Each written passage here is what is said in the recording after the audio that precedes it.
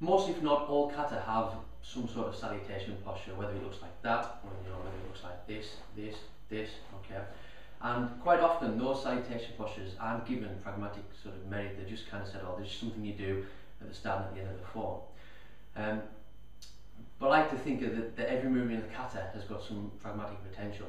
So what we're going to focus on today is just the start of Naihanchi kata, specifically the wado version.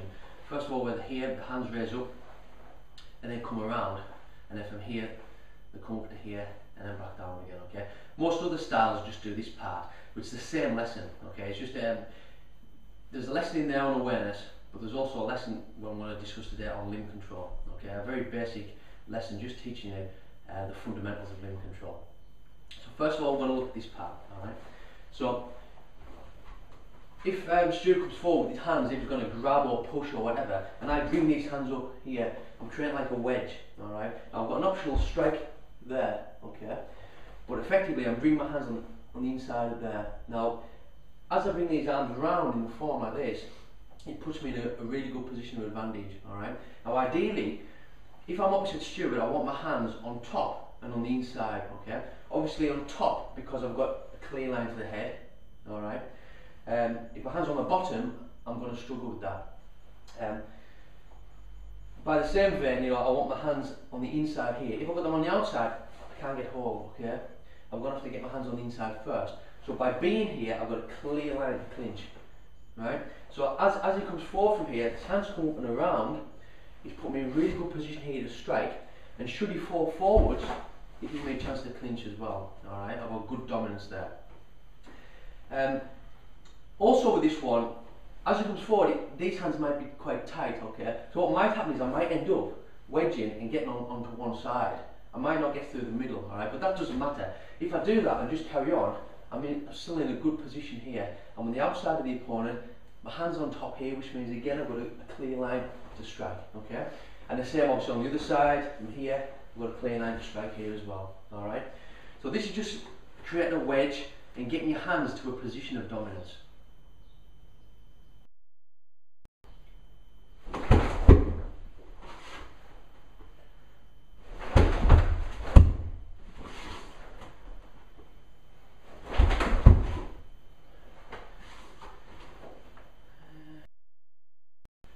The next part of the salutation, after hands have come to here, hands raise up and then back down again, okay? And this is just another sort of slant on that lesson before, limb control.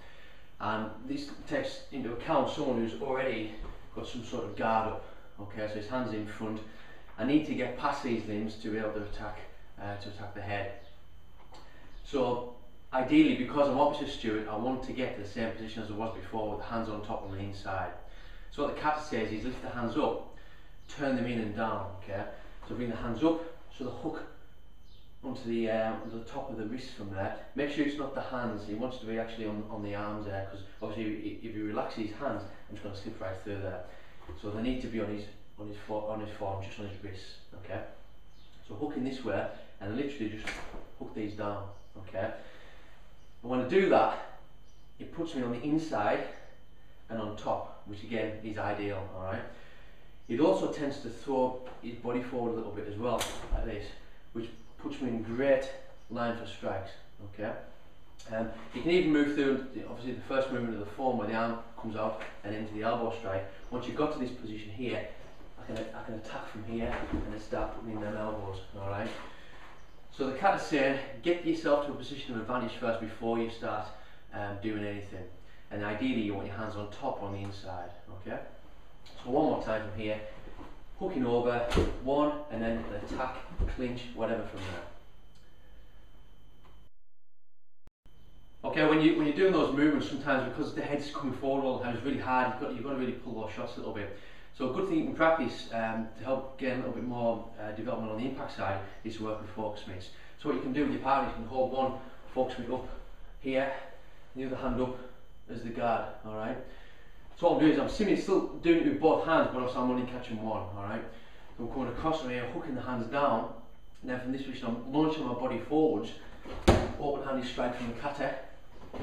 And what you can do from here as well is you can slap back on the back of the pad, and throw the elbow in, okay? You just have to tone the elbow down there because obviously it's a really hard shot, the elbow, and because you're using both hands together, you don't want to injure the hand, alright?